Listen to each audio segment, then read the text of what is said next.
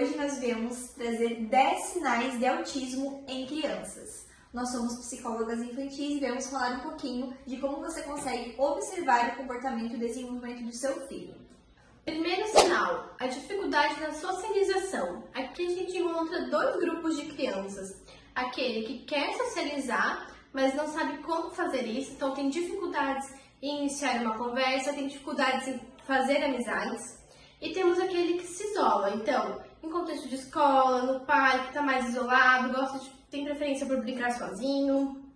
Também temos as questões dos hiperfocos, então são crianças que normalmente quando conversam trazem só os seus interesses, as suas coisas que ela gosta. Então tem dificuldade de aceitar o interesse do outro e conseguir fazer essa troca de... Terceiro sinal, baixo contato visual. Então aquela criança que ela não consegue sustentar o olhar para os pais ou cuidadores, ela até olha, mas de uma maneira muito breve.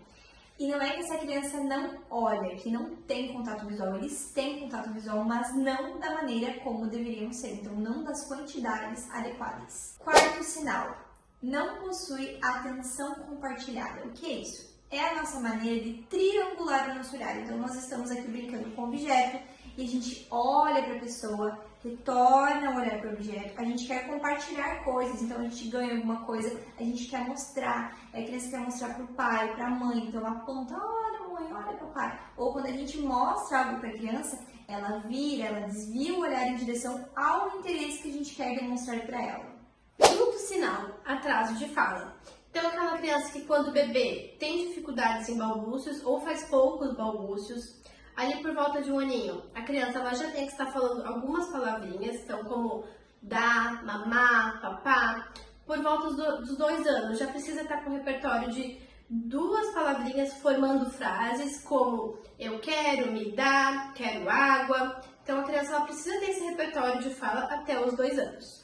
E além disso, essas crianças também têm dificuldade na linguagem não verbal, que é a linguagem através dos gestos, das expressões faciais, então elas têm muita dificuldade, né? E principalmente um atraso no apontar, que a criança já deve estar fazendo ali a partir dos 11 meses, né? Então ela não vai conseguir também entender os gestos e as expressões das emoções dos outros. E além disso, né, a minha criança às vezes ela pode soltar algumas palavras, falar algumas palavras, mas precisa ser de forma funcional, ela tem que dar função para essa palavra, porque muitas vezes as nossas crianças com TEA, elas têm ecolalia, onde elas ficam apenas repetindo sem sentido.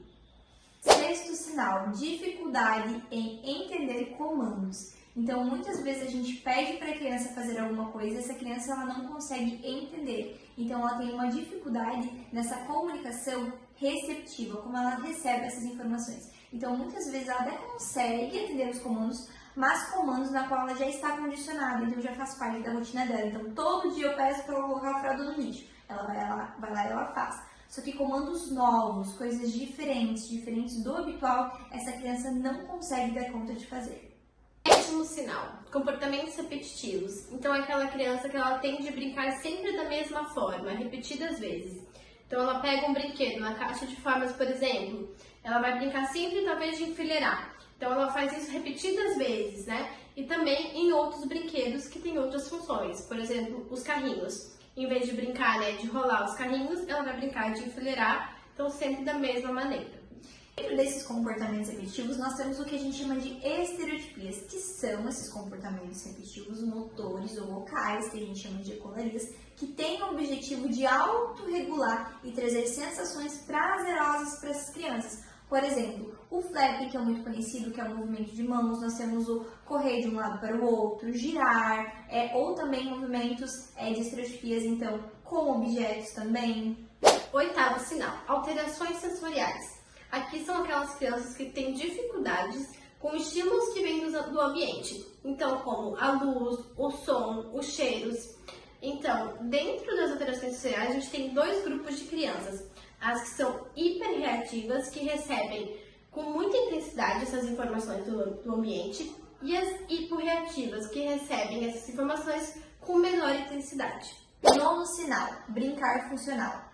Essa criança, ela normalmente brinca com a função exata daquele brinquedo. Então, quando tem os bonecos, né, as brincadeiras de faz de conta, ela consegue entrar no lúdico, usar a criatividade, criar cenários, criar histórias dentro daquele contexto. Quando ela brinca no social com outras crianças, ela está junto e ela consegue brincar com esse brinquedo e com outra criança, ou ela só fica naquele ambiente fazendo apenas o que ela quer? Décimo sinal, rigidez cognitiva. Então, aquela criança que ela tem padrões de comportamento, então ela precisa seguir sempre o mesmo caminho para determinado ambiente, brinca sempre da mesma forma, se comporta sempre da mesma maneira, né? Precisa seguir uma rotina.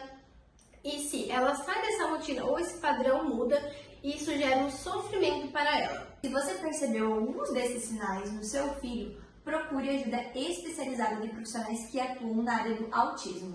E não se esqueça de nos seguir aqui no nosso canal Aba na Prática.